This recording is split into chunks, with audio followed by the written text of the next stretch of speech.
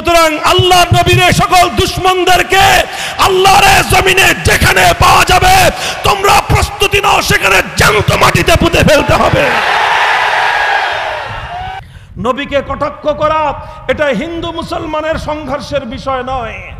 নবীকে মুসলমানরা যেরকম মহব্বত করে, হিন্দুদের মধ্যে যারা সচেতন তারাও আমার নবীকে মহব্বত করে, যারা শিক্ষিত তারাও আমার নবীকে মহব্বত করে, যারা ইতিহাস পড়ে, যারা নবীর সিরাত পড়ে, যারা নবীর আখলাক জানে, তারা আল্লাহর নবীকে ভালো না বেশে পারবে না কোনোদিন।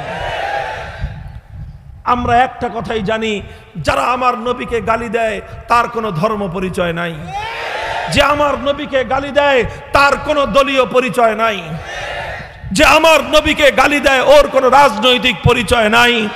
আমার উম্মতের কাছে তার একটাই পরিচয়, সে আমার নবীর দুশমন।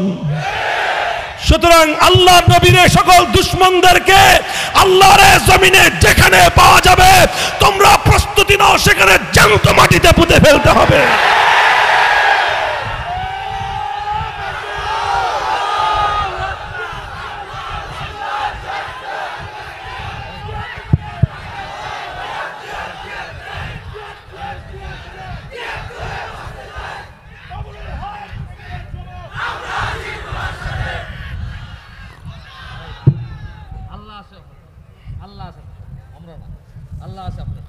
মুহতারাম হাজিরিন, আমাদের আখেরি পয়গাম হলো এটা।